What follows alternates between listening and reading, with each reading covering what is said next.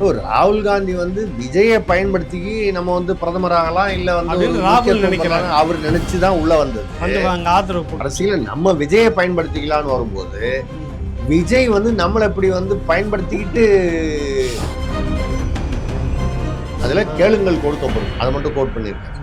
ஆனால் கேட்காமலேயே கொடுத்து பைபிளிலும் மேலானவர் எங்கள் முதல்வர். தோல்விக்கான காரணத்தை ஸ்டாலின் தேடுறாரு. மாவட்ட செயலாளர் நிரந்தரமாக உட்காந்துக்கிட்டு மன்னர்களாக மாறி போனதால் எங்களை மதிக்கலை, கேடர்ஸை மதிக்கலை, உள்ள உடைக்கிறவங்களை மதிக்கலை, பெருசுங்களெல்லாம் கொஞ்சம் வெளியே அனுப்புறதா சொல்லி 13 பேர்.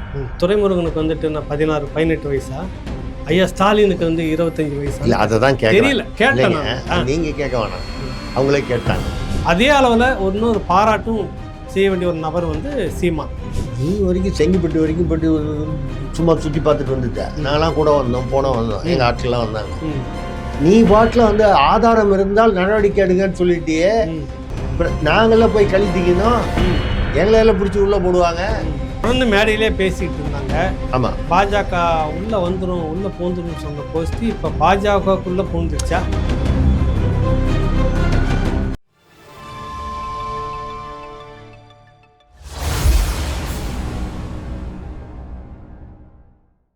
ராவணா பார்வையாளர்கள், தமிழ் உறவுகள் மற்றும் ராவணா நல விரும்பிகளுக்கு வணக்கம். தொடர்ந்து உங்களுடைய பேர் ஆதரவுக்கு நன்றி. திருசக்தியார் பகுதி 2 தொடர்கிறது. ஐயாவை சந்திக்கிறோம். ஐயா வணக்கம். வணக்கம். வணக்கம். வணக்கம். இன்னைக்கு வணக்கம் திரும்ப சொல்லிடுறேன். வணக்கம். ஏன்னா பாட்டு ஒரு பலமான பாட்டு. ஆமா, என்னங்க பண்றது, இப்படியெல்லாம் துரோகம் பண்ணுவாங்கன்னு எதிர்பார்க்கலைங்க. எப்படிலாம் துரோகம் பண்ணுவாங்க? அதுதாங்க, பாலூட்டி வளர்த்த கிளி, பழம் கொடுத்து பார்த்த கிளி, நான் வளர்த்த பச்சை கிளி, நாளை வரும் கச்சேரிக்கு. யார வளர்த்தாங்க, என்ன ஆச்சு, ஏன் அந்த ஒப்பாரிப்பு? இருங்க, அந்த பாக்கி 2 வரியை சொன்னா ஆன்சர் உங்களுக்கு கிடைச்சிடும். செல்லம்மான்னு வரும் பாட்டுல, சினிமா பாட்டுல, அதை விட்டுருங்க. சோனியா அம்மா, சோனியா அம்மா அப்படின்னு ராகுல் காந்தி பாடிக்கிட்டு இருக்காரு. பாலூட்டி வளர்த்த கிளி, பழம் கொடுத்து பார்த்த கிளி, நான் வளர்த்த பச்சை கிளி, நாளை வரும் கச்சேரிக்கு. கச்சேரிக்குன்னா நாளைக்கு என்ன எங்க மீட் பண்ணுமோ அங்க. ஏங்க, அவர் இப்பதான் என்ன பண்ணியிருக்காரு, நம்ம மாணிக்க தாகூர் கூட பேசினாரு. காங்கிரஸ் தான், ராகுல் காந்தி தான் முதல்ல ஆதரவு தெரிவிச்சாரு விஜய்க்கு இந்த ஆட்சி அமைக்கிறதுக்கு. இல்லைன்னா பாஜக உள்ள பூந்துரும், அது வழக்கமான சொல்லுவாங்க, பாஜக உள்ள பூந்துரும் அப்படின்னு சொல்லி உடனடியாக அவங்க தான் ஆதரவு கொடுத்து உள்ள வந்தாங்க. மந்திரி பதவியும் வாங்கிட்டாங்க. அவர் எதுக்கு வந்தாருன்னா, இங்க விஜய் முகத்தை காமிச்சு கேரளா, கர்நாடகா இங்கெல்லாம் இந்த தென்னாடுகள்லாம் அவருக்கு விஜய்க்கு ரசிகர்கள் இருக்காங்க. அவங்கள அந்த முக ஈர்ப்பு, சினிமா அந்த ஈர்ப்பை வச்சுக்கிட்டு ராகுல் காந்தியை பிரதமராக்கிறதுக்கு, இல்லைனாலும் ஒரு இப்போ மொத்தமே 90 சீட்டோ முதல் ஆல் இண்டியாவில், தென்னாட்டில் மட்டும் ஒரு 100 சீட் வாங்கிட்டானா, அங்கே ஒரு 100 சீட் வாங்கினா அது ஒரு பெரிய ஒரு விஷயமா இருக்கும். எப்படி இருந்தாலும் தவிர்க்க முடியாத ஒரு நபராக மாறிடுவார் விஜய். ஆமாம், அந்த ரீல்ஸ்லாம் போன எபிசோட பேசியிருந்தோம், ரீல்ஸ்லாம் வேற போட்டு அங்கே வேற அதெல்லாம் போட்டோம். இல்லை, அந்த ரீல்ஸ் போட்டதுனால தான் இப்போ என்ன ஆயிடுச்சு, ராகுல் காந்தி விஜயை பயன்படுத்தி நம்ம பிரதமர் ஆகலாம், இல்ல ஒரு முக்கியத்துவம் பெறலாம், அவர் நினைச்சுதான் உள்ள வந்தது. ஆதரவு கொடுத்து, ஆமா, இந்த ஆதரவை வாங்கி மடியில வச்சுக்கிட்டு இப்போ அவரே பிரதமர் ஆகணும்னு முயற்சி பண்றாரு. அதான் ரீல்ஸ் எல்லாம் போட்டு வந்தது இல்லையா? அதுல வேற பாத்தீங்கன்னா கரெக்டா மாணிக் தாகூர் பேசியிருக்காரு. தமிழகம் ஏற்றுக்கொண்டதுதான் நம்ம பேசணும். தமிழகமே ஏற்றுக்கொண்டது, ராகுல் காந்தியா இந்தியாவே உலகமே ஏற்றுக்கொண்டது, ட்ரம்ப் ஏற்றுக்கொண்டாருங்கிற மாதிரி லெவல்ல பேசிட்டு, ஆனா தமிழ்நாட்டுல சில காங்கிரஸ் புள்ளிகள், யாரு சொல்றாரு, அமைச்சர்ல கட்சிக்காரங்களா இல்ல, முக்கியமா ஆட்சியில அதிகாரத்தில் பங்கு உள்ள அமைச்சர்கள். என்ன அந்த அதிகாரம்னா என்ன, நாற்காலி அது? ஆமா, அது விட்டுருவாங்க. பார்க்காதவங்க பார்த்தா என்ன, இத்தனை வருஷம் 67க்கு பிறகு எத்தனை வருஷம் ஆச்சு பாருங்க. இல்லைங்க, அவங்கள தூக்க கூட முடியாதுங்க. பின்பக்கத்துல இல்ல ஃபெவிகால் போட்டு ஒட்டிட்டு உட்கார்ந்துருக்காங்க. நீங்க தூக்குனீங்கன்னா விட்ட அதிகார நாற்காலி இப்ப கிடைச்சிருக்கு. விட்டு வரனா வந்துருவாங்க. ரெண்டாவது, கட்சியை வேணா மாத்திட்டு போலாம், பதவியை மாத்த முடியுமா, விட முடியுமா? அப்ப மிஞ்சி போனா 5 பேர்ல 3 பேர் அந்த பக்கம் போயிட்டா அது கட்சி தடை சட்டமும் வந்துடாது.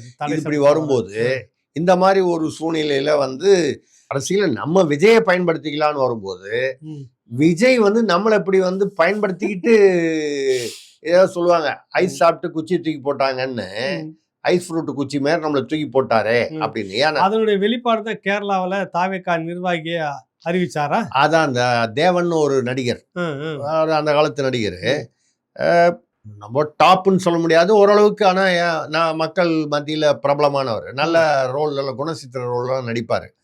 தமிழ் படங்கள்லாம் கூட சில படத்தில் வில்லனாலாம் வந்திருக்காரு தேவன். ரஜினி படத்தில் கூட வந்திருக்காரு. ரஜினி படத்தில் அது அண்ணாமலையே அது ஒரு படத்தில் அந்த மேனேஜராக கூடவே இருந்துக்கிட்டு துரோகம் பண்ணுற மாதிரி வருவார், அப்புறம் மாட்டிக்குவார். அதெல்லாம் நடிச்சிருக்காரு அவர். அந்த தேவன் வந்து அவரை வந்து கேரளா தாவேகாவுடைய பிரதிநிதியா, அதாவது கிட்டத்தட்ட அந்த மாநிலத்துக்கான தாவேகா கிளையுடைய, அதாவது கேரளா மாநிலத்துக்கான பிரதிநிதியா போட்டிருக்காங்க. இதே மாதிரி கர்நாடகா, தெலுங்கானா இங்கெல்லாம் போட போறாங்க. இதெல்லாம் போட்டா இனிமேல் ராகுல் காந்தி எப்படி பிரதமர் ஆக்குறது? விஜய் வச்சுட்டு விஜய் பிரச்சாரம் பண்ணுவார். இப்ப எங்கே இடிக்குது இது? ஏதோ உள்ள ஏதோ இருக்குது பாவம். எத்தனை வருஷம் கனவுங்க அது? யாரு? ஒரு 4 நூற்றாண்டுக்கு மேல கனவு. யாரு? ராகுல் காந்தி. ஆமா, சொல்ல வரேன். நீ திடீர்னு ஒன்றும் இல்லாமல் மண்ணள்ளி போட்டு. இல்லைங்க, அவரு புரியலையே இது வந்து. இல்லைங்க, அவரு எப்படியும் ஒரு நாளைக்கு இந்தியாவில் பிரதமராக வந்துருவாருங்க. இப்பதாங்க அவருக்கு வரட்டும். இல்லைங்க, 55 வயசு தான் ஆகுது அவருக்கு. இன்னொரு 20-30 வருஷத்துக்குள்ள அவர் பிரதமராக வருவார், எனக்கு நம்பிக்கை இருக்கு. நான் வந்து நம்பிக்கை இழக்கல. ராகுல் காந்தி நிச்சயமா ஒரு நாள் பிரதமராக வருவாரு. நான் இருக்கணும் அப்போ தெரியல, பார்ப்போம். ரைட், 20-30 வருஷத்து வரைக்கும் இல்லை, அதுக்கப்புறம் எப்படின்னு நமக்கு தெரியாது. 20-30 வருஷத்துக்கு இப்போ டெம்பரரியா இல்லைன்னு வச்சுங்க. இப்போ அவங்க வந்து இந்த ஒரு ஒரு பாட்டு பாடிக்கிட்டு இப்போ ரொம்ப இதுவாக இருக்காங்க. இதில் வேற பார்த்தீங்கன்னா கர்நாடகாவில் ஒரு பொண்ணு, இது அரசியல் இல்லை ஆனால் அரசியல் சம்மந்தப்பட்டது, வரும் ஆனால் வராது அரசியல். சரிங்க. ஒரு பொண்ணு, அது கல்யாணத்துக்கு மாப்பிள்ளை எல்லாம் ஃபிக்ஸ் பண்ணிட்டாங்க. மாப்பிள்ளை ஒரு 40 லட்சம் ரூபாய் ஐடி செக்டாரில் சம்பாதிக்கிறார் வருஷத்துக்கு. மாதம் 3 லட்சம் ரூபாய்க்கு மேலே சம்பாதிக்கிறார். மாப்பிள்ளை நல்லா இருக்கார், கண்ணுக்கு எல்லாம் நிச்சயம் ஆயிடுச்சு. கல்யாணம் டேட்டு வரதுக்கு முன்னால் அந்த பொண்ணு திடீர்னு கல்யாணம் வேணான்னு கேன்சல் பண்ணிடுச்சு. இவங்கெல்லாம் போய் வந்து வேற ஏதோ காதல் விவகாரமாக இருக்கும், ஏதாவது ஒன்று அந்த மாதிரி ஏதாவது அஃபேர் இருந்துச்சுன்னா அந்த பையனை பிடிக்கலன்னு வேற யாரையா லவ் பண்ணு. அவருடைய இன்ஸ்டாகிராமில் இந்த இதெல்லாம் எடுத்து பார்த்தேன், ஃபேஸ்புக்லாம். மாப்பிள்ளை அவர் வந்து என்னுடைய ரோல் மாடல் ராகுல் காந்தின்னு போட்டிருக்காரு. ஒரு தோல்வியாளரை போய் வந்து ரோல் மாடலாக வச்சிருக்காரு. இவரை நம்பி நம்ம வாழ்க்கையை நம்ம கெடுத்துக்கூடாதுன்னு சொல்லி நான் கல்யாணத்தை ரத்து பண்ணிட்டேன் அப்படின்னு சொல்லி அந்த பொம்பளை வந்து உண்மையிலேயே கல்யாணத்தை நிறுத்திச்சு. இது செய்தித்தாளில் செய்தியாகவே வந்திருக்கு. இந்த நிலைமையில இருக்குது ராகுல் காந்தி, அந்த நிலைமையில இருக்குது. சரி, நீங்க சொல்ற மாதிரி பார்த்தீங்கன்னா அவர் பிரதமர் கனவு ஒரு பக்கம், நீங்க சொல்றீங்கன்னா இந்த பக்கம் விஜய் வந்து கேரளாவுக்கு ஒரு ஆளை போட்டாரு. இருங்க ஒரு நிமிஷம் இருங்க. எப்படி பார்த்தாலும் அங்கே ஒரு எம்பி எடுக்கணும் நோக்கம், கரெக்டுங்களா? கேரளாவில் அதான் எம்பி எண்ணிக்கையில் தாவேகா சார்பாக ஏதோ வந்து கொஞ்சம் வரும் அப்படின்னு எதிர்பார்த்து ஆளை நியமிக்கிறாரு. ஆமா, கர்நாடகா, கேரளா, தெலுங்கானா, ஆந்திரா, கர்நாடகா 3 இருக்குது. ஆமா, 3மே கட்சி ஆரம்பிக்க போறதா சொல்றாரு. அதுதான் சொல்றேன். அங்க கட்சினா கட்சியின் கிளை ஆரம்பிச்சு. இதே மாதிரி அங்க உள்ள பிரபலங்கள் இப்ப பாருங்க, அவர் சினிமாக்காரரு யாரு? விஜய். சினிமால இருந்து வந்தவர் தானே அவர் இவ்வளவு நாளா. கரெக்டா யார் எடுத்தாரு? இப்போ கேரளா தேவன் சினிமா நடிகர். ஆமா, அதே மாதிரி அங்க நடிகர்கள் யாராவது நடிகைகளோ நான் பொதுவா சொல்றேங்க. கர்நாடகால சுதந்திர போராட்ட தியாகி ஒருத்தர் கொண்டு வந்து நிறுத்தினா ஓட்டு போட்டுருவீங்களா நீங்க? அதான் சொல்றேன். கேட்கறேன்.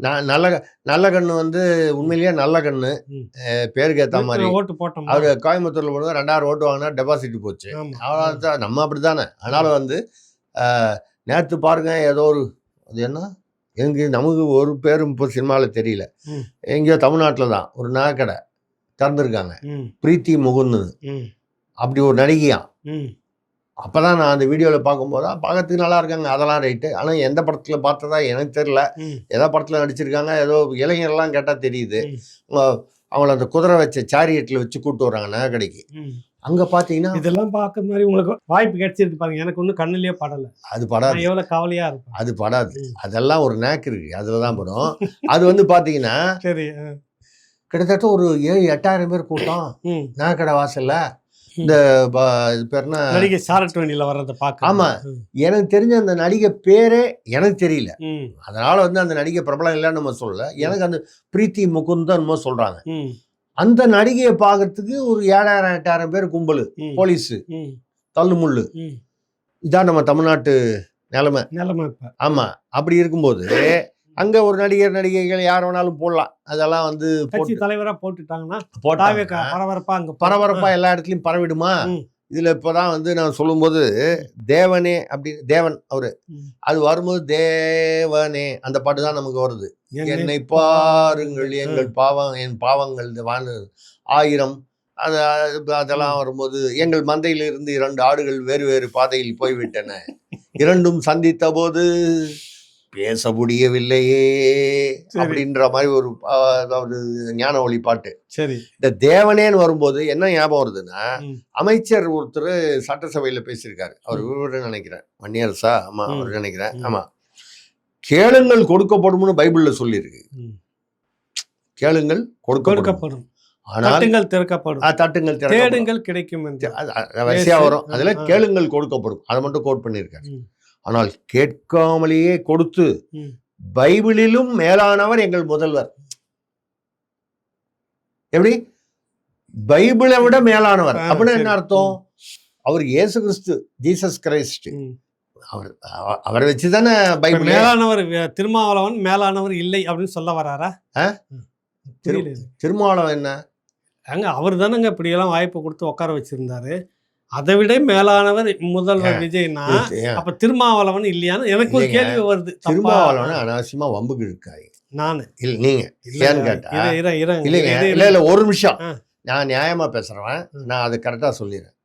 அவரே நொந்து போய் அவருடைய மாநாட்டு மேடையில அவருக்கு 2 நிமிஷம் கூட நிக்கிறதுக்கு இடம் கொடுக்காம அவரை மூச்சு திணறல் வரா மாதிரி இறக்கி விட்டுட்டு இவ்வளோ கோடி செலவு பண்ணிட்டு அவர் பாட்டில் ஓரமா உட்காந்து கூட்டணி வேற அறிவிச்சிட்டாரு.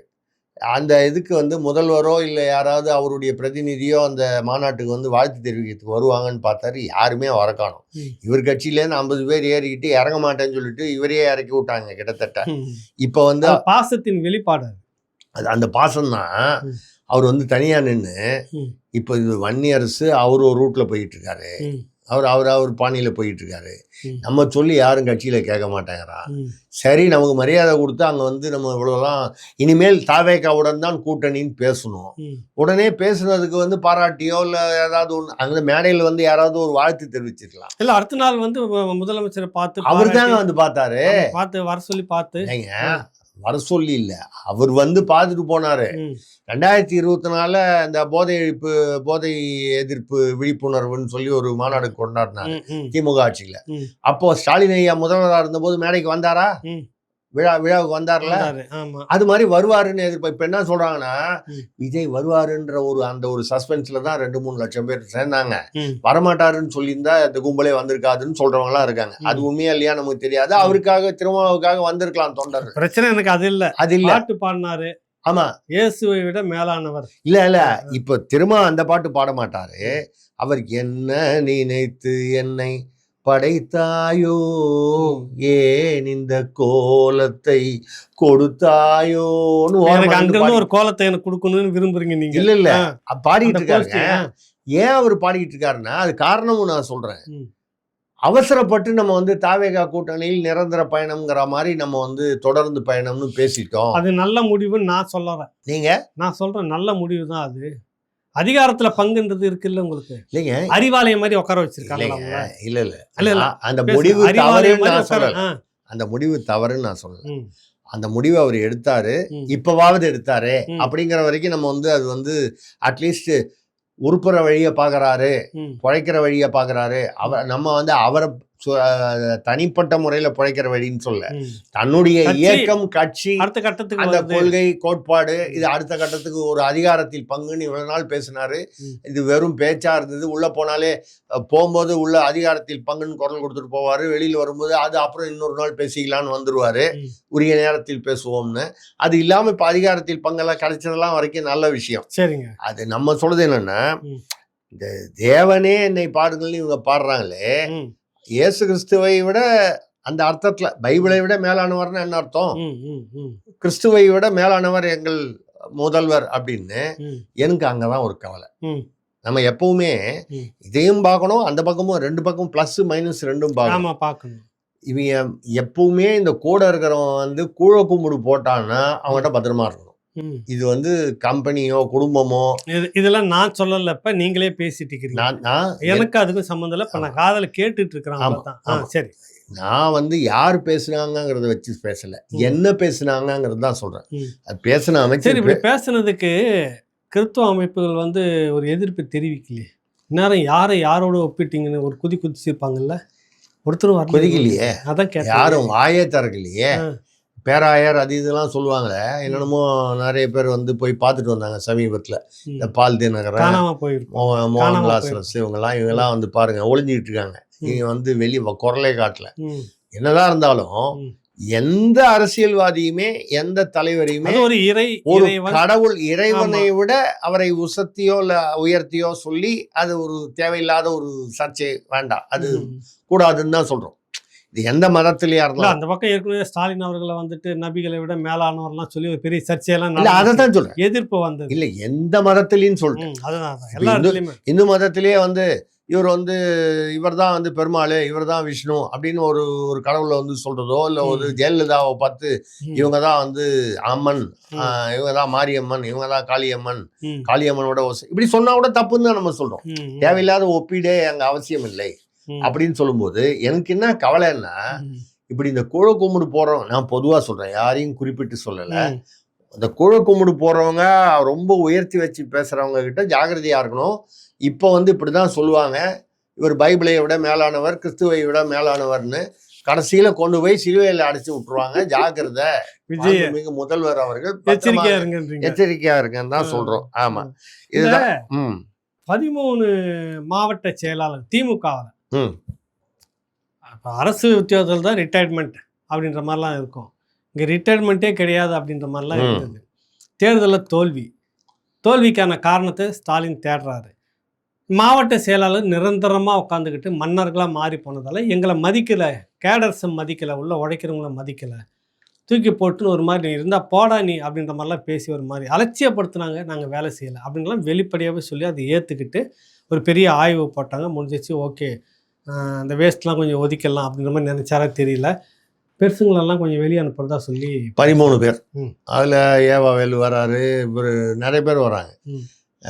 வேலை ஒன்றும் அவர் போனோன்னா கவலை இல்லை, அவருடைய வாரிசு இருக்குது, அது அடுத்த இல்லை குறுநிலம் இருந்தால் கூட அவங்கவுங்களுக்கு அந்த கிரிப்பு போயிடுது இல்லை. அவர் நிறைய பேர், காந்தி, பெரிய முத்துசாமி, KKSSR, இதெல்லாம் நிறைய பேர் வராங்க. அனிதா ராதாகிருஷ்ணன், இந்த மாதிரி 13 பேர் வராங்க. இதில் வந்து 2 பஞ்சாயத்து வந்திருக்கு. என்னன்னு கேட்டிங்கன்னா, இந்த 3 ஃபைல் டேபிள் இருக்கு, அதை நான் எப்போ வேணாலும் ஓப்பன் பண்ணுவேன்னு முதல்வர் சொன்னாரு. சரிங்க, அது பேசுகிறோன்னு நம்ம எதிர்கட்சி தலைவர் நம்ம டால்ஸ்டாய் அவரு ஏங்க எவ்வளோ பெரிய பேர், அதை போய் இங்கே வச்சுக்கிட்டு ஏங்க அப்படி இம்சா பண்ணுறீங்க? எங்கே கேட்டாங்கன்னா என்ன சொல்லுவீங்க? ஏங்க அவர் நீங்கள் வெற்றி கொண்டான், கங்கை கொண்டான்ற மாதிரி பேருன்னா உங்களுக்கு வேணும்னு ஆசைப்பட்டாங்க, ஏதோ ஒன்று கொண்டான் அப்படின்னு சொல்லி முடிச்சிட்டோம். ஏங்க ரஷ்யாவில் புரட்சி செய்தாருன்றதுக்காக எங்களுடைய அதாவது தமிழின தலைவர் முத்தமிழறிஞர் கலைஞர் கருணாநிதி ஐயா அவர்கள் வந்து ரஷ்யாவில் புரட்சி பண்ணாருன்றதுக்காக அவருடைய மகன் பேர் வந்து ஸ்டாலின்னு வைக்கலாம். நான் அந்த மாதிரி சொல்லக்கூடாதா ஒரு பேரு டால்ஸ்டாய்னு சொல்லிங்க. உங்களுக்கு என்ன காசா பணமா? ரஷ்யால வந்து நீ வந்து ஒரு பேரை வைக்கலாம், நான் வந்து ஒரு இதுவா வந்து கிரேக்க பேர் ஒன்று சொல்லக்கூடாதா? டால்ஸ்டாய்னு சொல்லக்கூடாதா? நீங்க அந்த மாதிரி வந்து திமுகவுக்கு எதிரான மனநிலையை தயவு பண்ணி வளர்த்துக்காதீங்க. நான் என்ன மாதிரி நடுநிலையா இருங்க. என்ன மாதிரி நீங்க என்ன மாதிரி நடுநிலையா நீங்க அதான். அப்போ வந்து பாத்தீங்கன்னா அவர் டால்ஸ்டாய் வந்து என்ன பண்ணிட்டாரு, டக்குன்னு அது என்ன சும்மா ஃபைல் கீழெல்லாம் வச்சு இதெல்லாம் காமிக்கிறீங்க, ஆதாரங்கள் இருந்தால் நாங்கள் எதற்கும் அஞ்ச மாட்டோம். எப்படி திமுக எதற்கும் அஞ்சாது, பணங்காட்டு நரி எந்த சலசலப்புக்கும் அஞ்சாதுன்னு சொல்லுவாங்க, அந்த மாதிரி நாங்கள் எதற்கும் அஞ்ச மாட்டோம், ஆதாரங்கள் இருந்தால் நடவடிக்கை எடுங்கள் அப்படின்னு சொல்லிட்டு உட்காந்துட்டாரு. மறுநாள் தான் பார்த்தீங்கன்னா இந்த பத்திரிகை அட்டப்படத்தில் வந்துச்சு. அது வந்து எந்த துறையில எவ்வளவு இது இருக்கு. அது மட்டும் இல்லை, அந்த அமைச்சர் படம் 3 பேர் போட்டு அநேகமாக இவங்கள தான் சொல்லி அந்த ஃபைல் தான் அங்கே டேபிளில் இருக்குன்ற. இது முதல்வர் டேபிளில் இருக்கிறது வந்து அது செல்ல வீடியோ எடுத்து பாட்டில் வந்து எல்லாத்துலேயும் பரப்பிடுவாங்க போல இருக்கு யாரோ. அது பத்திரிகை மீடியா. உயர்ந்த ஒருத்தருக்கும் உயர்ந்த மனிதருக்கும் ஏற்கனவே அந்த ஊடக நிறுவனத்துக்கும் ஒரு புத்தக வெளியீட்டு உறவு இருக்குது. ஓ, நீங்கள் சொல்றது வந்து ஆளும் வளரணும் அறிவும் வளரணும் அதுதான்டா வளர்ச்சி. எனக்கு திடீர்னு அந்த பாட்டு ஞாபகம் வருது. இது பட்டுக்கோட்டை கல்யாணம் சொல்றோம். அந்த நெட்வொர்க்ல அது லீக் ஆகிருக்கும், வேற ஒண்ணு. சரி, ரைட்டு, அது ரைட்டு. அது வந்தது இல்லையா? இப்போ வந்த உடனே இவர் பேசிச்சாரு வீரமா, டால்ஸ்டாய். என்ன? கோப்புகளை வெளியிடுங்கள் பார்ப்போம், ஆதாரம் இருந்தால் வெளியிடுங்கள், எதற்கும் பயப்பட நடவடிக்கை எடுங்கள், எங்களுக்கு அதை பத்தி கவலை இல்லை, நாங்கள் வந்து பயம் இல்லை, நாங்கள் அஞ்சவில்லைன்ட்டாரு. இங்க வந்தா அந்த சம்பந்தப்பட்ட அமைச்சர்கள் அவங்களுக்கு தெரியும்ல, பத்திரிகையில வேற போட்டோ வேற போட்டு போட்டாங்கல்ல. அது வந்து நீ வரைக்கும் செங்கிப்பட்டு வரைக்கும் போயிட்டு சும்மா சுத்தி பார்த்துட்டு வந்துட்டேன், நாங்களாம் கூட வந்தோம் வந்தோம், எங்க ஆட்கள்லாம் வந்தாங்க. நீ பாட்டில் வந்து ஆதாரம் இருந்தால் நடவடிக்கை எடுங்கன்னு சொல்லிட்டியே, நாங்கெல்லாம் போய் கழித்திக்கணும், எங்களை எல்லாம் பிடிச்சி உள்ள போடுவாங்க, நீ போயிட்டு ஜாலியா செங்கிப்பட்டி மாதிரி போயிட்டு வர முடியாதா? அவங்களாம் அந்த மாதிரி வர முடியாது. இவருக்கு அந்த லக்கு கிடைச்சிச்சு, வந்துச்சாரு. அவங்களுக்கு ஆதாரம் இருந்தால் நடவடிக்கை எடுங்கன்னு சொன்னா அவங்களுக்கு ஏற்கனவே என்ன ஒரு சந்தேகம் வருதுன்னா, இந்த சீனியர்லாம் கழட்டி விடணும்னு அவர் சொல்லிட்டு இருக்காரு, ஜூனியர்லாம் கொண்டு வரணும்னு சொல்லிட்டு இருக்காரு டால்ஸ்டாய். நம்மளை கழட்டி விடுறதுக்கு இப்ப இவரே ஏற்றி விடுறாரோ, கொம்பு செய்ய விடுறாரோ, ஆதாரங்கள் இருந்தால் நடவடிக்கை எடுங்க. கழட்டி விடணும்னா வீட்டிலேயே கழட்டி விட்டாலும் பரவாயில்ல, எங்க அனுப்ப வேண்டிய இடத்துக்கு அதான் நீங்க வந்து கழட்டி வீட்டுல ஓய்வு கொடுத்தா கூட பரவாயில்ல, அங்க போய் உட்கார வச்சு நீங்க வந்து அந்த ஓய்வு எங்களுக்கு தேவையா, நாங்க கேட்டோமா அவங்கள அப்படின்ற மாதிரி கேட்டு அதுக்குதான் அவங்க பாடிக்கிட்டு இருக்காங்களா. அவருக்கு என்ன கூவி விட்டார், தூங்கி விட்டார்ல, கூவி விட்டார் அகப்பட்டவன் நான் அல்லவா அப்படின்னு சொல்லி பாடிட்டு இருக்காங்க. யார் பாடிட்டு இருக்கிறாங்க? அந்த 3 துறை இலாக்கா, அந்த 3 பேர். அந்த 3 முன்னாள் மாவட்ட செயலாளர்கள் 13 பேர். ஆமா. இப்ப என்ன பிரச்சனை அங்க சிக்கல்னா, இந்த 13 பேர் சீனியர். இல்ல அப்படி மொட்டையா சீனியர்னு சொல்லிடாதீங்க. என்ன அவங்களுடைய இதுல இப்ப என்ன கொண்டு வந்திருக்காங்க நாம்ஸ், இந்த வயசுக்கு மேல அவங்களுக்கு இந்த பொறுப்புலாம் இருக்கக்கூடாது. 70 வயசுங்களா? ஆமா, 70 வயசு. அதுக்கப்புறம் வந்து நகர செயலாளர்னா 60, அப்புறம் இந்த பஞ்சாயத்து செயலாளர்னா 45, வார்டு மெம்பர்னா இப்படி 50, இப்படி எல்லாம் வச்சிருக்காங்க. எனக்கு புரியல. இப்ப எனக்கு 70 வயசுக்கு மேல வந்துச்சுன்னா இனிமேல் மாவட்ட செயலாளர்லாம் இல்லை, மாவட்ட செயலாளர் அப்புறம் நீங்க வந்து அந்த அதிகாரம்லாம் அதான் சொல்ல வராங்க. புரியுதுங்களா? கரெக்டு. துரைமுருகனுக்கு வந்துட்டு நான் 16, 18 வயசா? ஐயா ஸ்டாலினுக்கு வந்து 25 வயசா? இல்ல, அததான் தெரியல, கேட்டேன். நீங்க கேட்க வேணாம், அவங்களே கேட்டாங்க. யார் கேட்கறாங்க? திமுக நிர்வாகிகளே வந்து என்ன உள்ள வந்து மீட்டிங்ல கேட்டிருக்காங்க. அது என்ன மாவட்ட செயலாளருக்கு மட்டும் இந்த விதி, இந்த மாநில அமைப்புல மாநில தலைவர்கள் இருக்காங்களே, அதாவது மாநில பொறுப்புல தலைவர், பொதுச் செயலாளர், பொருளாளர், இதெல்லாம் வந்து இதை வந்து 70 வயசுக்கு மேலன்னா அதுக்கு மட்டும் இது அப்ளை ஆகாதா? இது என்ன நியாயம் எங்களுக்கு மட்டும் அப்படின்னு சொல்லி மொத்த நிர்வாகி 70 வயசு சீல் வச்சுக்கோ. ஆமா, இத முதல்ல வந்து அந்த மறுசீரமைப்பு கூட்டம் அந்த 16 பேர் வச்சு கூட்டின போது அப்ப மாப்பிள்ளை கூட வந்திருந்தாரு. அவர் சிறப்பு பார்வையாளர், எப்பவுமே அவர் எங்க போனாலும் அவர் பார்வையாளர் தான். அதனால வந்து ஆனா பார்வையாளர் அவர் தான். அந்த மாப்பிள்ளை வந்து தான் நாங்க வீட்டுக்கு போனோம்னு சொல்லிட்டு இருக்காங்க, எல்லாம் கட்சிக்காரன் நேரடியா எழுதி இருக்கிறாங்க. அதுதாங்க, அதான் மாப்பிள்ளைன்னா என்ன, மகா பிள்ளை, அதனால தானே அவர் வந்து வந்துட்டாரு. அதெல்லாம் வந்து பேசுறாங்க. பேசின போது வந்து அவர் அண்ணன் துரைமுருகன் கூட கோச்சிக்கிட்டு எந்திரிச்சு போனாரு. அப்புறம் வந்து கனிமொழி அவர்களும் கேஎன்ஆர் அவர்களும் தான் சமாதானப்படுத்தி இல்லை உட்காருங்க பேசிக்கலாம்னாங்க. ஆனால் சிறப்பு செயற்குழு கூட்டம் முந்தானத்தை நம்ம நடந்தது. அன்னைக்கு வந்து இதை செயல்படுத்தி விட்டாங்க, அடிச்சு விட்டாங்க. மாவட்ட என்ன பண்ணிட்டாங்கன்னா, பொதுச் செயலாளரை மாத்தாம அப்படியே வச்சுக்கிட்டோம்னா, இது பொதுச் செயலாளர்னா அப்ப துரைமுருகன் வந்து நீங்க பொதுச் செயலாளர் தானே, உங்களுக்கு மாநிலத்திலேயே பெரிய பதவி இருக்கு, அப்புறம் மாவட்ட செயலாளர் இருந்து துக்லோண்டு பதவி, அது ஏன் கவலைப்படுறீங்க அப்படின்ற மாதிரி ஒரு பண்ணிக்கலாம் அப்படின்னு சொல்லி பார்த்தீங்கன்னா, இப்போ கேஎன்ஆர் அவர்கள் கூட வந்து பார்த்தீங்கன்னா அவர் வந்து அந்த மாநில பொறுப்பில் ஏதோ துணை பொதுச் செயலாளராக என்னமோ ஒரு அமைப்பு செயலாளர் ஏதோ இருக்கார் அவர். இந்த பொதுச் செயலாளர் பதவிக்கு கனிமொழி கேள்வி எனக்கு வேணும்னு கேட்குறாங்களா? அவங்களுக்கு 70 வயசு ஆகலையே. அதனால அவங்களுக்கு நீங்க ஒரு கால் ஒரு துரைமுருகனை வயசாயிடுச்சுன்னு சொல்லி இது பண்ணீங்கன்னா இவருக்கு அவங்களுக்கு கொடுக்கலாமேன்னு அதை எப்படி கொடுத்துருவாங்க? அது நேர் குடும்பமா இருந்தால் தான் கொடுப்பாங்க, கிளை குடும்பம் கொடுக்க மாட்டாங்க. இப்போ இந்த பிரச்சனையே ஏன் வந்ததுன்னு சொல்றாங்கன்னா, இது வந்து இந்த சீனியர்கள் ஸ்டாலினே நடுவில் சொல்லி பார்த்துருக்காரு உதயநிதி அவர் டால்ஸ்டாய் கிட்ட, இந்த மாதிரி சீனியர்லாம் ஒரேடியாக இந்த மாதிரி வெளியில் போனோம்னா அங்கே போய் உள்கூத்து பண்ணாங்கன்னா உள்ளாட்சி தேர்தலில் பெருசாக அடி வாங்குவோம். இடைத்தேர்தலையும் உள்ளாட்சி தேர்தலையும், ஏன்னா உள்ளாட்சி தேர்தல் ரொம்ப முக்கியம் இடைத்தேர்தலை விட. ஏன்னா அடிமட்டத்தில் அங்க கிரவுண்ட் இருந்தாதான் கட்சி நல்லா கட்சி இருக்கும். உள்ளாட்சியில வந்து கட்சி வந்து அடிமட்டத்தில் சரியா இல்லைன்னா நீங்க வந்து அங்க பதவி இல்லைன்னா எதுவும் செய்ய முடியாது. பில்டிங் ஸ்ட்ராங்கா இருந்து பேஸ்மெண்ட் வீக்கா இருந்ததுன்னா என்ன பிரயோஜனம் அப்படிங்கிற மாதிரி லெவல்ல அது சொல்லி பார்த்துருக்காரு. கால்களே அதுதான். அவரு உதயநிதி வந்து அதெல்லாம் முடியாது, சீனியர்லாம் தூக்கியே ஆகணும். தூக்குனீங்கன்னா அப்புறம் கிரவுண்ட்ல வேலை செய்ய மாட்டாங்களே, என்ன பிரச்சனை? அதுதாங்க அவர் பெரியவர் கேட்குறாரு. அந்த மாதிரி வேலை செய்யாம வேலை செய்யலைன்னா பரவாயில்ல, உள்குத்து பண்ணிட்டாங்கன்னா உள்ளடி வந்துருச்சுன்னா என்ன செய்யறது அப்படின்னு வந்து சொல்லும்போது யாருமே மதிக்க மாட்டேன்றாங்க. அதாவது சீனியரா இருக்காங்கன்றதுனால என்னை வந்து இன்னும் சின்ன பையனாவே நினைக்கிறாங்க.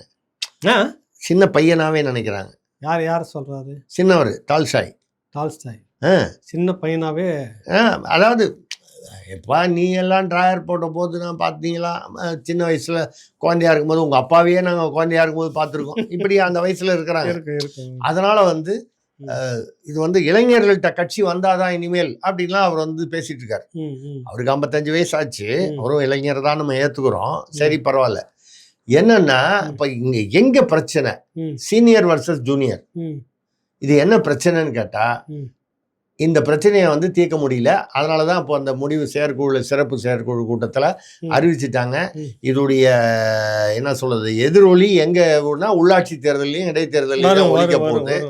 என்னன்னா இத்தனைக்கு என்ன காரணம் அப்படின்னா இந்த வயசானவங்க சீனியர்ஸ்ன்னு சொல்றோமே, 70 வயசுக்கு மேலேயோ பொதுவா அந்த மாதிரி சீனியர்ஸ், ரொம்ப மூத்தவர்கள் இவங்க எல்லாம் என்ன பண்ணிட்டாங்க, அப்பனை பாடும் வாயால் ஆண்டி சுப்பனை பாடுவேனோ. அடுத்த வரி ரொம்ப முக்கியம். வள்ளலை பாடும் வாயால் அறுதலை பிள்ளையை பாடுவேனோ. ஐயா நான் அறுதலைன்னு சொன்ன தருதலை இல்ல, முருகனை சொல்ற ஆறுதலை முருகன். இது வந்து 1942 சிவகவி படத்துல MK தியாகராஜ பாகவதர் பாடினார். இங்க யார் அப்பன், யார் சுப்பன், யார் வள்ளலு, யார் அறுத்தலை? எனக்கு இதெல்லாம் தெரியாது. இல்ல எனக்கு தெரியும். நீங்க இப்படிலாம் சொல்லிட்டு போனீங்கன்னா நான் மண்டை காஞ்சி போயிட்டு. நீங்க அப்பா யாரு பையன் யாரு, அப்பா யாரு பையன் யாருன்னு அந்த இடத்துலயும் அவங்க வந்து என்ன சொன்னாங்கன்னா, அப்பனை பாடும் வாயால் இவனெல்லாம் பாட மாட்டேன், நானே பாட மாட்டேன், ஏன் அப்பாவை தான் பாடுவேன், அவன் குடும்பத்தில் உள்ளவங்க எல்லாம் பாட மாட்டேன். இதுதான் பிரச்சனை. சிவனை மட்டும் பாடுவேன், முருகனை பாட மாட்டேன். இங்க அதேதான் பிரச்சனை. நாங்க இப்ப இருக்கிற சிவனை தான் பாடுவோம், இவர் வந்து ஆமா சுப்பனை பாட மாட்டோம். சுப்பனைங்கிறது சுப்பிரமணியனை, சுப்பன்னா தப்பா நினைக்க வேணாம், சுப்பிரமணியனைங்கிறது சுருக்கி சுப்பனைன்னு பாடினாங்க. பாபநாசம் சிவன் அவர்கள் எழுதிய பாட்டு அது 1942 சிவகவி படத்துல. அப்படி வந்து ஒரு சூழ்நிலையில தான் இப்போ ஓடிட்டு இருக்கு. அப்பனை பாடும் வாயால் நாங்க சுப்பனை பாட. இதுக்கு நடுவுல என்ன அர்த்தம்னா போர்க்கொடி தூக்குறாங்களா, போர்க்கொடி அதுதாங்க உள்குத்து. இதுதான் பயப்படுறாரு பெரியவர். உள்குத்தாயி உள்ளாட்சியில வந்து இருக்கிறதும் இன்னும் நிலைமை மோசமா போயிட்டு போகுது. அதுக்கப்புறம் ஆனா அப்படி நடந்துச்சுன்னா அதுல யாருக்காவது லாபம் வந்தா எனக்கு தெரிஞ்சு ராவணா ஏகலைவனுக்கு தான். எனக்கு என்னங்க லாபம் வரப்போகுது? அறிவாலயம் வாடகை எடுக்கலாமே. அதுலயே இருக்கிறீங்க, அறிவாலயத்தை நம்ம எடுக்கணும்னு இல்லைங்க. நடந்துச்சுன்னா எடுத்துடலாம். இப்ப என்ன பண்ண அதுலயும் ஒரு சின்ன சுயநலம் இருக்கு.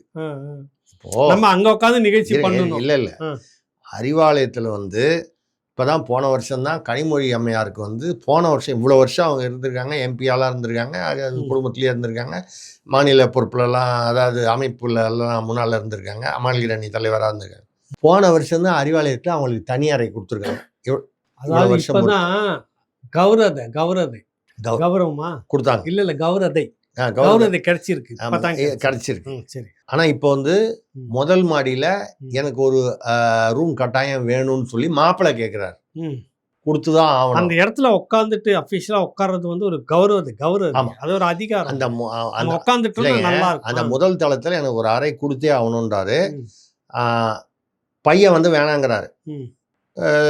சுப்பிரமணியன் சூப்பர் அதாவது நம்ம எங்களுக்குள்ளே கொடுத்துக்கிறது மாதிரி நாங்கள் சண்டை கொடுத்துக்கோம் வெளியில இருந்து ஒருத்தருக்குள்ள கொடுக்க மாட்டோம். ஆமா, அவர் கிடையாது. ஆனாலும் வந்து அவர் மாப்பிள்ளைக்கு கிடையாது, இங்க ரூம் கொடுக்க கூடாதுன்னு சொல்றாரு.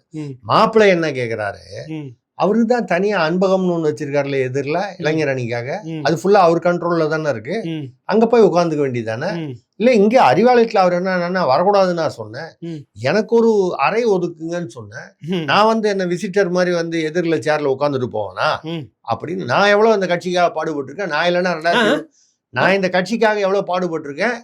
நீங்க எவ்வளவு பாடுபட்டீங்க? 2021 ஆட்சிக்கு வர்றதுக்கு யார் காரணம்? சரி, அதுக்கு முன்னாடி இந்த பாடுபட்டவங்களுக்குலாம் ரோட்ல இருக்காங்க, அதுக்கு யார் காரணம்? நீங்க வெளியில உள்ளவங்களை பத்தி பேசாதீங்க. அந்த கட்சியில சொல்றாங்க. நானு கட்சி வேறு குடும்பம் வேறு. ஓ சரி சரி சரி சரி. கட்சி வேறு குடும்பம் வேறு. ஆனாலும் வந்து குடும்பத்துல எவ்வளவு பாடுபட்டு இருக்கேன். நீங்க கஷ்டப்பட்டு நீங்க எல்லாம் வந்து பணம் சம்பாதிக்கிறீங்க ஊழல் பண்ணி. இந்த பணத்தை யாரு பாதுகாக்கிறது? நான் தானே பாதுகாக்கிறேன். முதலீடு எங்க செய்யணுமோ அங்கதான் நான் போய் செய்யறேன், அதை கவனிக்கிறேன். இவ்வளவு வேலை பாக்குறேன்னா அப்படி இருக்கும்போது எனக்கு வந்து இடம் இல்லையான்னு கேட்டாரு. நமக்கு வந்து தகவல், பத்திரிகை தகவலே சொல்லுது. எனக்கு என்ன நப்பாசன்னா, ராவணா வந்து ஏகலைவன் வந்து அறிவாலயத்தை வாடகைக்கு எடுத்துட்டான்னு வைங்க, எனக்கு அந்த முதல் தளத்துல ஒரு அறை கொடுப்பீங்க. கேளுங்க, அவங்க எல்லாம் கேக்குறாங்கன்னு எனக்கு ஒரு அறை வேணும், அங்கேயும் எனக்கு இடம் வேணும். நான் சொல்லுது அறைனா ரூம். தப்பா நினைச்சுக்க, எனக்கு அங்க ரூம் வேணும்னு நான் கேட்டேன்னு வச்சுக்கோங்க. உங்களுக்கு அல்ல, அறிவாலயத்தை ஃபுல்லா நீங்க ராவணாவுக்கு வாடகை எடுத்துட்டீங்கன்னா மொத்தமா எடுத்துறோம், வாடகை வந்துருன்றீங்க. வாடகைக்கு வந்து வாய்ப்பு இருக்கு. ஏன்னா இந்த 13 பேர் அப்பனையும் பாடினாங்கன்னா உள்ளாட்சி தேர்தலில் புட்டுக்கும். சரி, அப்படி புட்டுக்குச்சுன்னா அப்புறம் அவரு நிர்மல்குமார் சொன்ன மாதிரி அது வாடகை விட வேண்டி வரும். அப்படி நீங்க ஃபுல்லா வாடகை எடுத்தா நல்லா ஞாபகம் வச்சுங்க, திருசக்தியார் அந்த காலத்திலே நமக்கு ஐடியா சொன்னாரு, அவருக்கு ஒரு தனி அறை கொடுக்கணும் அப்படிங்கறது மட்டும் ஞாபகம் வச்சு. மொத்தமும் உங்ககிட்ட கொடுத்துட்டு ரோட்ல நின்னுக்கிறாங்க, அது ஒன்றும் கவலையே இல்லை. ரோட்ல நிக்கணும் அவ்வளவுதானே, அதுக்கு நான் ஏற்பாடு பண்றேன், கவலையே படாதீங்க. சரி, ஆமா. இந்த பரந்தூர் விஷயம் இருக்குல்ல, போன இதுல பேசியிருந்தோம். அதில் இன்னொரு பேசப்படாத என்ன விஷயம் என்னென்னா, இப்போ அந்த விவசாயிகள் பரந்தூர் பகுதி எல்லாருமே சேர்ந்து முதலமைச்சருக்கு ஒரு பெரிய பாராட்டு நிகழ்ச்சி கொண்டு. ஏன்னா அங்கே தான் போயிட்டு முதலாக பிரச்சாரத்தை தொடங்குறாரு விஜய். வாக்குறுதி கொடுக்கும் 8 கிலோமீட்டர் பச்சை துண்டு போட்டு அங்கே அவங்க சாமி ஒன்று இருக்குது, அது எல்லாம் போட்டு அது எந்த இடத்துக்கு வந்து போனவங்களுக்கு வெற்றி தான் கிடைச்சிருக்கு. 13 கிராமத்துலேயுமா அந்த பிரச்சனை. ஆமாம், அது வந்து வெற்றி கிடைச்சிருக்கு, உங்களுக்கு வெற்றி தான் கிடைக்குன்றப்ப அவர் சொன்ன வாக்குறுதி என்ன, நான் வந்தால் இந்த பிரச்சனையை முடிவு பண்ணிவிடுவோம், நிறுத்திடுவோம் அப்படின்னு சொல்லிட்டு வந்தார். அதன்படியே நடந்துருச்சு, அவரும் நிறுத்தியிருக்கிறாரு அப்படின்னு சொல்லிட்டு பாராட்டு நிகழ்ச்சியெல்லாம் அந்த சார்பாக போராடின அந்த குழு தலைவர் ஏற்கனவே ராவணாவுக்கு பேட்டி கொடுத்துருந்தார். முதலமைச்சரை பாராட்டுறாங்க, பெரிய அளவில் கொண்டாடுறாங்க. அதே அளவில் இன்னொரு பாராட்டும் செய்ய வேண்டிய ஒரு நபர் வந்து சீமான். தொடர்ந்து இந்த பிரச்சனையை பொதுக்கூட்டங்கள் போட்டு பேசிக்கிட்டு அறிக்கையை கொடுத்துட்டு எதிர்த்துக்கிட்டு, என்னை மீறித்தான் இந்த சம்பவத்தை யாரும் செய்ய முடியும், விட மாட்டேன் அப்படின்னு தொடர்ந்து பேசிக்கிட்டு இருந்தது. விவசாயிகளுக்கு ஆதரவா அதாவது அவங்க பேசுறாங்க, சீமானும் இதுல வந்து பெரும் பங்கு இருக்குது அப்படின்னு பேசுறாங்க. அதே நேரத்தில் அவருக்கும் ஒரு பாராட்டு நிகழ்ச்சி அப்படின்றது அவங்க சார்பாக செய்யணும் அப்படின்றது தான். முதலமைச்சர் அவர் வாக்குறுதி கொடுத்துருக்காரு, நிறைவேற்றிருக்கிறாரு, விவசாயிகளுக்கு சந்தோஷம் அப்படின்னு அவங்க நினைக்கிறாங்க. இன்னொரு தரப்புல விவசாயிகளுக்கும் மொத்தமும் கடனை நீக்கிறேன்னு சொல்லிட்டு அதில் தொங்க வச்சிருக்கிறாரு. அதில் அது ஒரு பக்கம் தள்ளுபடி செய்யாம இருக்காங்க. இது பாராட்ட வேண்டிய விஷயம். அதே நேரத்தில் பாராட்டப்பட வேண்டிய ஒரு நபர் அவர் இந்த இடத்துல பேசணும், தாராளமா வந்து பேசணும். ஏன்னா வந்து தொடர்ந்து பேசிட்டு விவசாயிகளுக்காக தொடர்ந்து குரல் கொடுத்து வருபவர் வந்து நாம் தமிழர் கட்சி தலைவர் சீமான் அவர்கள். விவசாயிகள் அதே மாதிரி மக்களுடைய பிரச்சனைகள் என்னங்கிறத அவ்வப்போது அதை உணர்ந்து அதை வெளிப்படுத்தி, அது தூய்மை பணியாளராகட்டும் செவிலியராகட்டும் எல்லாத்துலேயும் பங்கெடுத்து பண்றாரு. ஆனாலும் இந்த பரந்தூர் ப்ராஜெக்ட் வந்து அந்த விவசாயிகள் இந்த ஒரு பெரிய ஒரு அவர்களுடைய கோரிக்கை நிறைவேறியது. இந்த அது இவர் வந்திருக்கிறார், நாங்கள் போய் சந்தித்தோம், திரும்ப கோட்டையில் சந்தித்தோம், நாங்கள் இந்த மாதிரி நினைவுபடுத்தி மனு கொடுத்தோம் அப்படின்றதெல்லாம் பேசக்கூடிய அதே அந்த தலைவர்கள் சீமானையும் நாங்கள் அந்த நேரத்தில் மறக்கலாம் அப்படின்னு ஏற்கனவே பேசியிருக்காங்க. அதான் சொல்கிறேன். ஸோ அப்போ வந்து அந்த பரந்தூரில் அப்படி ஒரு அந்த விவசாயிகளுடைய கோரிக்கை இப்போ இந்த தாவேக அரசு வந்து நிறைவேற்ற முடிந்தது, தைரியமாக நிறைவேற்றினார்கள் அப்படின்னா அது ஒரு 75% வந்து அந்த கிரெடிட்டை வந்து விஜய் மாண்புமிகு முதல்வர் விஜய் குறைந்தபட்சம் ஒரு 25%ஆவது நாம் தமிழர் கட்சி தலைவர் சீமானுக்கு கொடுக்கணும். ஏன்னு கேட்டா தேர்தலுக்கு முன்னாலே காலகட்டத்தில், அதுவும் அந்த காலகட்டத்தில் அந்த ஒரு குரல் மட்டும்தான் அந்த விவசாயிகளுக்காக இருந்தது. வேற யாருமே அது மீதி பத்தி பேசல. அத்தனையுமே அதுக்கு எதிராக தான் நின்று பண்ணிட்டு இருந்தாங்க. அதுதான் வந்து மற்றவங்களாம் வந்து அதாவது பின்னாடி வேகம் எடுக்கிறப்ப பாமக அதை ஆதரிச்சது, விவசாயிகளுக்காக குரல் கொடுத்தாங்க. வேல்முருகன் இப்படி எல்லாருமே அவ்வளோ பெரிய பேசினாங்க. அளவுல ஆமா, பேசினாங்க. அதனால வந்து அவர் குரல் கொடுத்தாரு. இது பரந்தூருக்கு மட்டுமல்ல, விவசாயிகளுக்காக, அந்த தூய்மை பணியாளர்களுக்காக, அதெல்லாம் வந்து மக்கள் அதையும் இந்த பிரச்சனைகளை நேரத்துல உணர்ந்து நினைவுபடுத்துறோம். அந்த கிரெடிட் அவருக்கும் போய் சேரணும். அதுதான் அவருக்கு தான் சொல்லல, முதல்வருக்கு. ஏன்னா முடிவெடுத்தது நிர்வாகம், சாதிச்சிருக்கிறாரு. அது சாதிச்சு வாக்குறுதி கொடுத்துட்டு பின்னாடி வந்து தலைமையிலே போடுவாங்கல்ல, ஆமா, அது செய்யல. அது மாதிரி இல்லாமல் அதை மாதிரி பண்ணியிருக்காரு. அதனால இப்போ இன்னொன்று வந்து லாஸ்டா நம்ம சொல்லி முடிக்க வேண்டியது, திமுக திடீர்னு ஒரு நெரேட்டிவ் செட் பண்றாங்க, பாஜகவுடன் கூட்டணி. பார்த்தேன். பாத்தீங்களா? 6 மனமே 6 அந்த ஆண்டவன் கட்டளை ஆவோஜி வாங்க அப்படின்னு நாங்க வந்து 6 அமைச்சர் கேட்டிருக்கோம். 6 மத்திய அமைச்சர், 6 மத்திய அமைச்சர். அப்ப அதெல்லாம் இல்லாம உங்க கை காலெல்லாம் நடுங்குது இல்ல? ஆமா, இந்த 6 மணிக்கு மேல போச்சுன்னா சில பேருக்கு நடுங்கும். முடியாது, அது இல்லாம இருக்கு. ஆமா, தொடர்ச்சியா இல்லைன்னு ஆயிப்போச்சு இங்க. அதுக்கு பேரு மாலை நேரத்து மயக்கம். அது அந்த 6 மணிக்கு மேல நீங்க சொல்றது அது ரைட்டு. அது வந்து வேற மயக்கம், அதிகார மயக்கம், நாற்காலி, அது பதவி, மந்திரி, அதெல்லாம் வந்துருது. இருந்து பழக்கப்பட்டு ஒண்ணுமே இல்லாம இப்போ ஒண்ணுமே இல்லாம இருக்கிறதுனால அங்க போய் கூட்டணி சேர்ந்துருவோம். ஆனால வந்து ஒரு 6 அமைச்சர்கள் வேணும் அப்படின்னு கேட்டதாகவும், அங்க பாஜக தேசிய பாஜகலேருந்து 4 பேர் வரைக்கும் நாங்கள் தரோன்னு சொன்னதாகவும், அதில் உடனே இவங்க வந்து பேரெல்லாம் கூட வந்து ஐடி விங்லேருந்து சர்க்குலேட் ஆகுது. அவர் டிஆர் பாலு, அவர் பாவம் உடம்பு முடியாமல் இருக்காரு, ஏதோ நினைவு நோயிலான்னு சொல்கிறாங்க, ஞாபகமறதி நோயிலான்னு சொல்கிறாங்க. சரி, அது அப்படி அவர் எவ்வளோ தூரம் அந்த நோய் பாதிக்கப்பட்டிருக்கு, இல்லை சமாளிக்க முடியுமா தெரியல. ஆனால் அவர் டிஆர் பாலு வந்து ரொம்ப நாளாக டெல்லியோட தொடர்பு உள்ளவர். அதனால் அது ஒன்று இருக்கலாம். அவர் மூத்த வழக்கறிஞர் வில்சன் பேர்லாம் அடிபடுது. திருச்சி சிவா, அனிதா ராதாகிருஷ்ணன் சொன்னார் 6 மாதத்துல அவர் மந்திரி ஆகிடுவார்னு. இந்த மாதிரி ஒரு 4 பேர் வந்து வருவாங்க அப்படின்லாம் சொல்கிறாங்க. தொடர்ந்து மேடையிலே பேசிக்கிட்டு இருந்தாங்க. ஆமாம், பாஜக உள்ள வந்துடும், உள்ள பூந்துரும் சொன்ன கோஷ்டி இப்போ பாஜகக்குள்ள பூந்துருச்சா? இல்லைங்க, பாஜக தமிழ்நாட்டுக்குள்ள உள்ள பூந்துரும், அது வரக்கூடாது. நம்ம டெல்லியில போய் அவங்க கூட ஒன்னா போகலாம். அங்கே வாஜ்பாய் இருக்கும்போது போனோம்ல, அது மாதிரி இப்போ போகலாம். அவங்க தான் இங்கே வரக்கூடாது, நம்ம அவங்க வீட்டில் போய் சாப்பிடலாம். அவங்க நம்ம வீட்டுக்குள்ள வரக்கூடாது. அது நம்ம திராவிட கொள்கை. அந்த மாதிரி ஒரு கொள்கை, ஒரு ஒரு கதை ஓடி நரேட்டிவ் ஓடி நம்ம பேசியிருக்கிறோம். நம்ம வந்து இதை வந்து ஒரு 4 நாளாக கொஞ்சம் அதிகமாக ஓடிக்கிட்டு இருக்கு. இதில் வந்து கனிமொழி ஆராசா வேணான்னு சொல்லிட்டாங்க. எனக்கு கேட்டால் அவங்க பேரில் இந்த 2G வழக்கு இன்னும் மேல்முறையீடு நிலுவையில் வேணான்னு இப்படிலாம் வந்து ஒரு நெரேட்டிவ் செட் ஆகுது. இதை செட் பண்ணுறது யாரு? திமுக ஐடிவிங்க. ஏன் அப்படின்றதுக்கு ஒரு காரணம் இங்கே இருக்குது. என்ன? விஜய் தரப்புல நடவடிக்கை எடுப்பாங்க, திடீர்னு கைது எதனா நடக்கும். அதை தான் சொல்கிறேன். அங்க சப்போர்ட், டெல்லி சப்போர்ட் இருக்கு உருவாக்குறாங்கன்னு அப்படின்னு ஒரு மாயையை உருவாக்குறாங்க. நான் விசாரிக்க எப்படிலாம் கர்நாடிக்கு இல்ல விசாரிக்க வேண்டிய இடத்தில் நான் விசாரிச்சேன். ஏங்க அப்படியா அப்படின்னு. அதெல்லாம் ஒண்ணுமே கிடையாது. மிஞ்சி போனால் இவர்கள் வந்து இந்த ஒரே நாடு ஒரே தேர்தல் மறுவரையறையெல்லாம் வந்து ஒத்துக்கிட்டு கொஞ்சம் கோஆபரேட் பண்ணாங்கன்னா, ஆனால் அவங்களும் கிட்டத்தட்ட 39ல் 22 எம்பி திமுகலேயே இருக்காங்க. திமுக மட்டுமே. அப்புறம் கூட்டணி கட்சிகளாக இருந்தாங்க, அவங்க தான் அங்கே பிஞ்சு போயிட்டாங்க. அப்போது இதில் பார்த்தீங்கன்னா உங்களுக்கு வந்து ஒரு எம்பிகள் வந்து 22 பேரும் நம்ம இருக்காங்க. நீங்கள் சப்போர்ட் பண்ணுங்க. வேணா இப்போ ஒரு காலத்தில் வந்து தம்பிதுரையை வந்து துணை சபாநாயகர் சபா அந்த மாதிரி கொடுத்தா மாதிரி, இப்போ லோக்சபாவில் வந்து இவர் ஓம் பிரகாஷ் பிர்லா இருக்கார். துணை சபாநாயகர் நார்மலாக என்ன பண்ணுவாங்க, எதிர்கட்சியிலேருந்து ஒருத்தர் போடுவாங்க.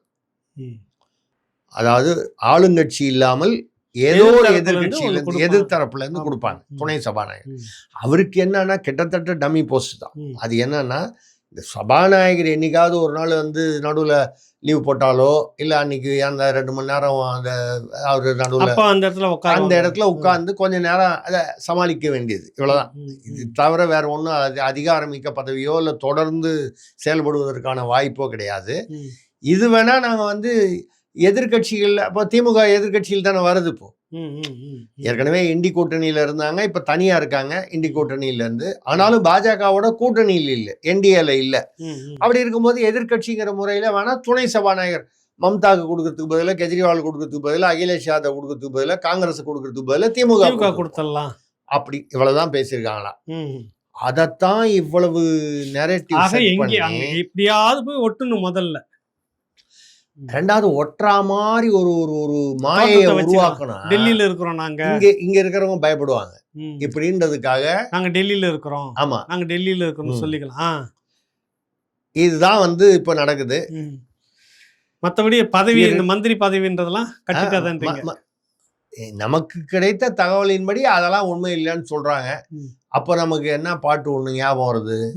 அதாவது பட்டுக்கோட்டை கல்யாண சுந்தரம் ஐயா அவர்களுடைய பாடல், அது மகாதேவின்னு நினைக்கிறேன், எம்ஜிஆர் நடிச்ச பாட்டு.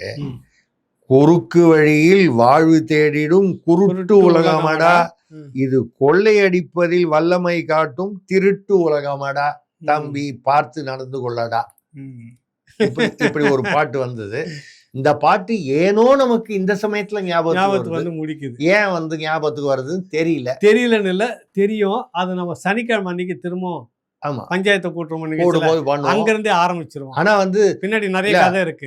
பட்டுக்கோட்டையார் எவ்வளவு பெரிய தீர்க்கதரிசிங்கிறத நம்ம இந்த குறிப்பிட்டு அவருக்கு அஞ்சலி செலுத்தி நம்ம குறுக்கு வழியில் வாழ்வு தேடிடும் குருட்டு உலகமாடா, இது கொள்ளையடிப்பதில் வல்லமை காட்டும் திருட்டு உலகமாடா. ரெண்டாவது லைன் தான் முக்கியம். அதான் தெரிஞ்சு போச்சு. அதனாலதான் அடுத்த வாரம் நம்ம நிறைய விரிவா பேசுவோம். ரொம்ப நன்றி. நடக்கட்டும் ஐயா. நன்றிங்க ஐயா. நன்றி, வணக்கம்.